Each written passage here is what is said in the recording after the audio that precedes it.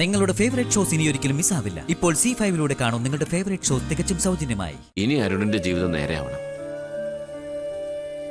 അവനെന്നും സന്തോഷം ഉണ്ടാവണം. അതിനു വേണ്ടത് നമ്മളെല്ലാവരും കൂടെ ആലോചിച്ച് ചെയ്യണം. അത് മതി. അല്ലാതെ നടന്നു തോർത്ത് വെറുതെ വിഷമിച്ചിട്ട് കാര്യമില്ല. വസു, താൻ മുഖം ഒന്ന് കഴുകി ഫ്രഷാ. കഴിഞ്ഞത് കഴിഞ്ഞു. വസു പറഞ്ഞത് കേട്ടില്ലേ? അന്തേട്ടാ, ഞാനൊരു കാര്യം പറഞ്ഞു കേക്കൂ. എന്താ പറയും? അത് നമ്മുടെ കുടുംബത്തിൽ എല്ലാവർക്കും നല്ലത് വരാൻ ഞാൻ ചില കാര്യങ്ങൾ ആലോചിച്ചു വെച്ചിരിക്കുക. എന്താ അത്? കേക്കട്ടെ. പറയാം. കേട്ടിട്ട് അത് ശരിയാണെന്ന് ആനന്ദേട്ടനും തോന്നുന്നുണ്ടെങ്കിൽ നമുക്ക് ആ കാര്യം ഉടനെ നടത്തണം. എന്താ കാര്യം? ആദ്യം അത് കേക്കട്ടെ. അത്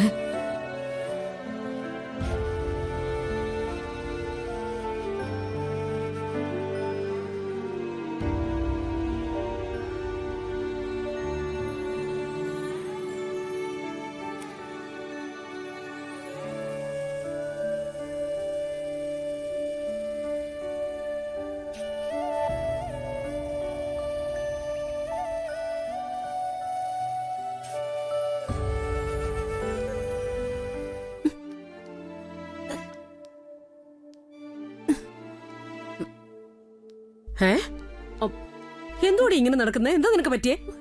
ഇത് എന്തൊരു ഡേർട്ടി പ്ലേസാ. എങ്ങനെ ഇവിടെ നടക്കുന്നേ? വാടക വീടാകുമ്പോഴേ ഇങ്ങനെയൊക്കെ ഇരിക്കും, അല്ലാതെ എന്ത് ചെയ്യാനാ? ഇതെന്തൊരു വീടാ മമ്മി? ക്യാഷ് അല്ലേ നമ്മൾ എണ്ണി കൊടുക്കുന്നേ? ഇവിടെയൊക്കെ കണ്ടോ എന്ത് വൃത്തിയേടാ. കയ്യിലുള്ള പൈസക്കുള്ള വീടേ കിട്ടൂ. ഈ വീട് എടുക്കാനുള്ള പൈസ എന്റെ കയ്യിലുള്ളൂ.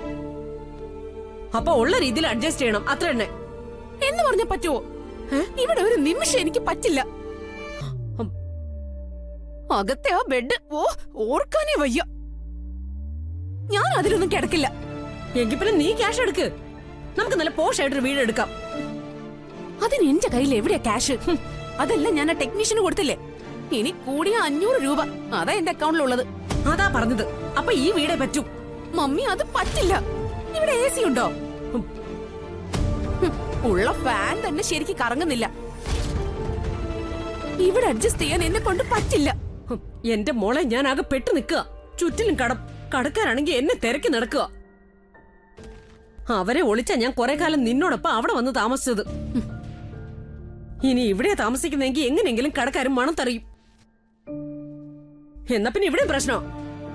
ഇത്ര പ്രോബ്ലം ഉണ്ടായിട്ടാണോ മമ്മി ഈ ജാടയൊക്കെ കാണിച്ചത്? മറ്റുള്ളവരുടെ മുമ്പിൽ പിടിച്ചു നിൽക്കണ്ടേ മോളെ? അല്ലെങ്കിൽ തന്നെ നിന്റെ മമ്മിയല്ലേ.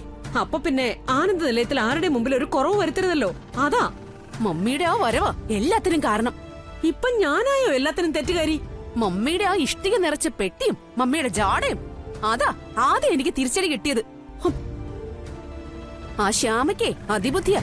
അവക്കപ്പോഴേ സംശയം തോന്നി കാണും, അത് ഉറപ്പാ. അതാ ഒടുവിൽ അവള് നമ്മുടെ എല്ലാ കള്ളവും പൊളിച്ചടിക്കിയത്. അതാ ഞാൻ പറഞ്ഞേ എല്ലാത്തിനും കാരണം മമ്മിയാണെന്ന്. ദേ ഐശ്വര്യ, നീ കാണിച്ച ബുദ്ധിമോശത്തിന് എന്നെ വെറുതെ കുറ്റം പറയല്ലേ. ഞാൻ എന്ത് ബുദ്ധിമോശം കാണിച്ചെന്നാ മമ്മി പറയുന്നേ? നീ കാണിച്ചത് മുഴുവൻ മണ്ടത്തരോ. അതാ ശ്യാമ കൈയുടെ എല്ലാം പൊക്കിയത്. എനിക്കെന്താ ഒട്ടും ബുദ്ധിയില്ലെന്നാണോ മമ്മി പറയുന്നേ?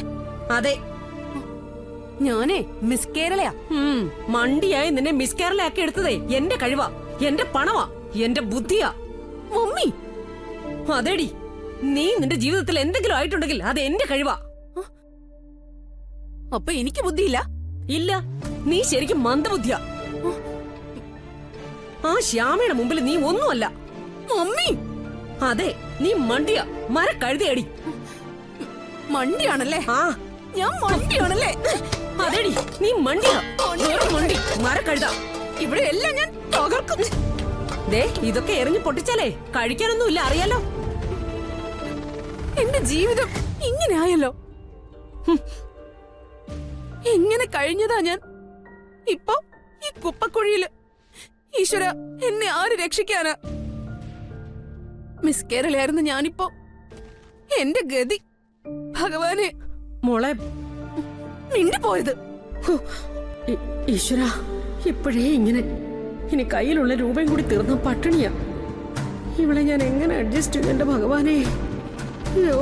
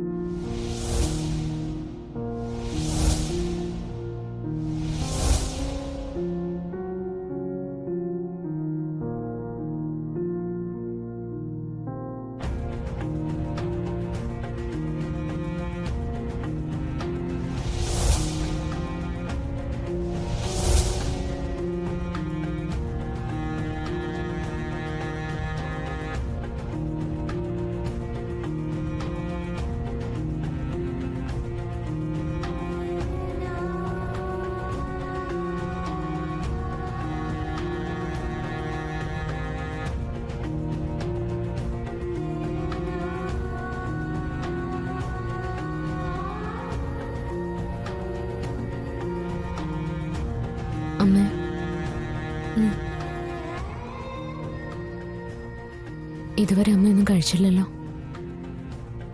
അമൃതയെടുത്തി അമ്മ എത്ര തവണ വന്ന് വിളിച്ചു. അമ്മ എന്താ വരാത്തെ? എനിക്ക് വിശപ്പില്ല. എന്ന് പറഞ്ഞാ പറ്റും അമ്മേ. എന്തേലും ഒന്ന് കഴിക്കണ്ടേ? ഒന്നും വേണമെന്ന് തോന്നില്ല. ഇപ്പോ ജീവിതം തന്നെ വെറുത്ത പോലെ. ഐശ്വര്യ എന്റെ അരുണിനോട് ഈ കുടുംബത്തോട് ഇങ്ങനെ ഒരു ചതി ചെയ്യുമെന്ന് ഞാൻ കരുതിയില്ല. അമ്മയൊക്കെ ശരിയാ. നടന്നതൊന്നും നമ്മൾ ആരും സ്വപ്നത്തിൽ പോലും വിചാരിച്ചതല്ല. പക്ഷെ അതെല്ലാം കഴിഞ്ഞില്ലേ? ഇനി എപ്പോഴും അമ്മ ഇങ്ങനെ അതൊക്കെ ആലോചിച്ചുകൊണ്ടിരുന്ന പറ്റുമോ? അറിയാം, കഴിഞ്ഞതൊന്നും ആലോചിച്ചിട്ട് ഇനി കാര്യമില്ലെന്നറിയാം. എന്നാലും എന്തോ എന്റെ മനസ്സിന് ഈ സംഭവം വല്ലാതെ ഒലിച്ചു കളഞ്ഞു. എന്റെ അക്കിയുടെ അരുണിന്റെ പൊന്നോമന കുഞ്ഞുങ്ങള് ഈ വീട്ടിൽ പിച്ച വെച്ച് നടക്കുന്നത് ഞാൻ ഒരുപാട് സ്വപ്നം കണ്ടുപോയി. അവരുടെ കൊഞ്ചലും ചിരിയും കളിയും ഇണക്കവും പിണക്കവും, മുത്തശ്ശി എന്നുള്ള മണി കിലുങ്ങുന്ന പോലുള്ള വിളിയും പലതവണ എന്റെ മനസ്സിലിങ്ങനെ കേട്ട് ഞാൻ സന്തോഷിച്ചു. ഈ വിട്ടിയായ മുത്തശ്ശി ആ പൊന്നോമനകളെ പാടിയുറക്കാൻ തൊട്ടിലിന് പോലും ഏർപ്പാട് ചെയ്തു. ഒടുവിൽ എല്ലാ സ്വപ്നങ്ങളും പ്രതീക്ഷകളും തകർത്തുകൊണ്ട് ആ ഐശ്വര്യ അവള്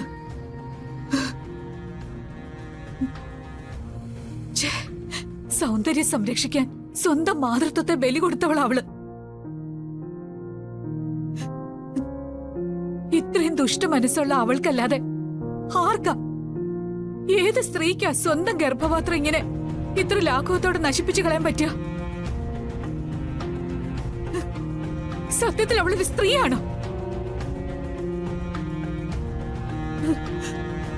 സ്വന്തം ഗർഭപാത്രത്തിന്റെ ഒരു അമ്മയുടെ വില അറിയാത്തോണ്ടല്ലേ എന്റെ മോളുടെ നിന്റെ വയറ്റിൽ കിടക്കുന്ന കുഞ്ഞിനെ അത്ര ക്രൂരായിട്ട് അവള് നശിപ്പിക്കാൻ നോക്കി. ഐശ്വര്യെ പോലൊരു ദുഷ്ടയ്ക്കല്ലാതെ ആർക്കാ ഒരു കുഞ്ഞിനെ നശിപ്പിക്കാൻ വിഷം തരാനാവുക? ഡൗൺലോഡ് ചെയ്യൂ C5 ആപ്പ്. കാണൂ എല്ലാ എപ്പിസോഡുകളും സൗജന്യമായി.